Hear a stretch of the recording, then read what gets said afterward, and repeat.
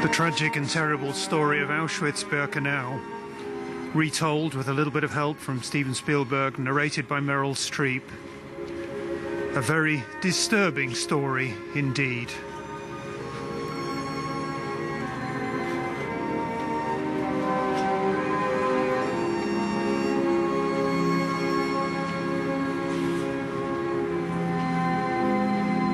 Before that, we heard testimony, very moving testimony, from 3 of the survivors who are here today.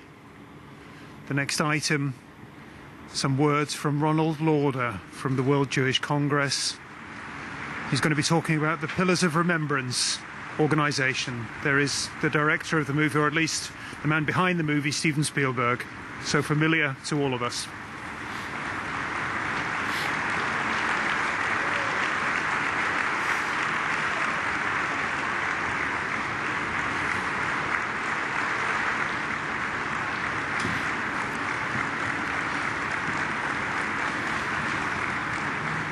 Applause from the Polish president there. Szanowni Państwo,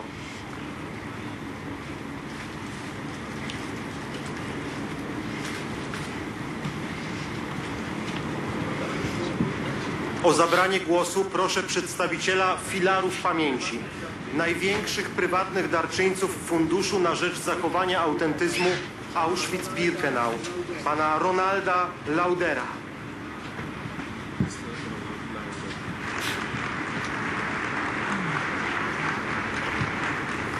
This is Ronald Lauder, who has invested so much in trying to preserve the Auschwitz-Birkenau concentration camp, the death camp, for future generations, and I'm sure that's what he's going to be talking about now.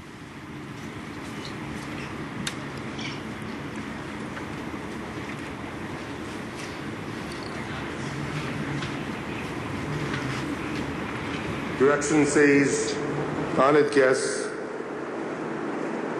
I am not a survivor, although I am grateful for the survivors who are here today. I am not a liberator, although I salute the courage of the veterans who are among us today. I am here simply as a Jew, and like Jews everywhere, this place, this terrible place called Auschwitz, touches our souls. I've always wondered if I had been born in Hungary, where my grandparents were from, instead of in New York in February 1944, would I have lived? The answer is no. I would have been one of the 438,000 Hungarian Jews gassed by the Nazis in 1944, right here in Auschwitz. What was the reason that over 1 million Jews were murdered right here? The reason was they were Jewish. Nazi Germany believed Jews had no right to live. Yes, the Holocaust was designed by the Nazis, but there was complicity from almost every country in Europe.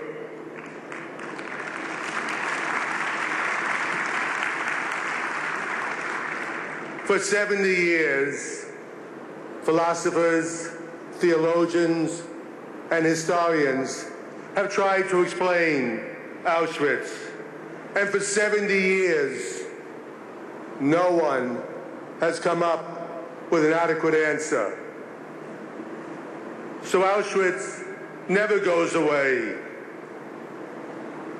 This awful place stands as a reminder that propaganda leads to anti-Semitism. It's a reminder that anti-Semitism will grow if nobody speaks out. And it's a reminder that when whole countries are filled with hate, anti-Semitism leads to places like Auschwitz. I was going to make a very different speech here today, but after the recent events in Paris and throughout Europe and around the world, I cannot ignore what is happening today. Jews are targeted in Europe once again because they're Jews. Synagogues and Jewish businesses are attacked.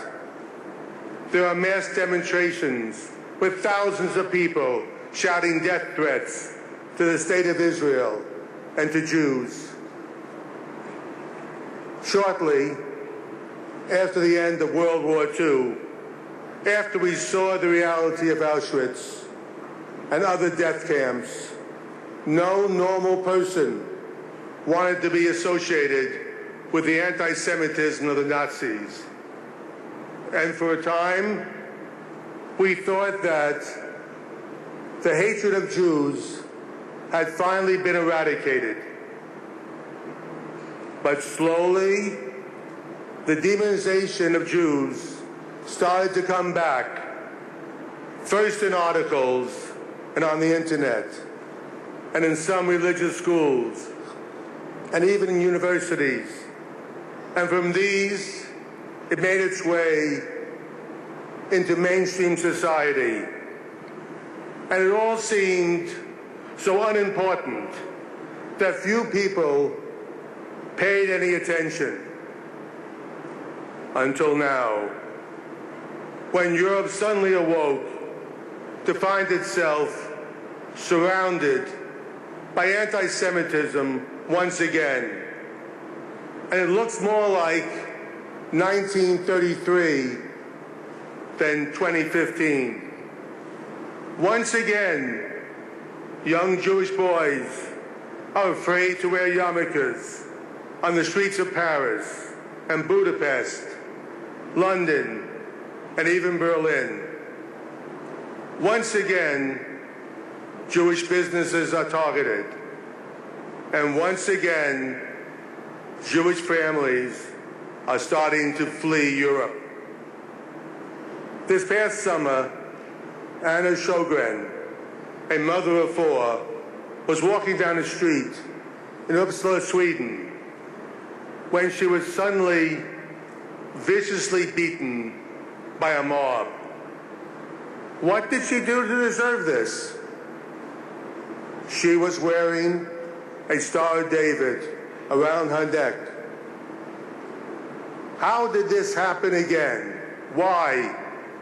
After 7 decades and 3 generations, is this new storm of anti-Semitism sweeping through Europe and targeting Jews once again? For decades, the world has been fed lies about Israel. That Israel is the curse of everyone's problems. That Israelis are villains of the 21st century. And that Israel has no right to exist. We all learned that when you tell a lie 3 times and there is no response, that lie becomes the truth. This vilification of Israel, the only Jewish state on earth, quickly became an opportunity to attack Jews, much as this came from the Middle East, but it found fertile ground throughout the world. And the targets of this hate are not just Jews, but Christians who are being slaughtered in Africa and the Middle East. Women and girls are killed in Afghanistan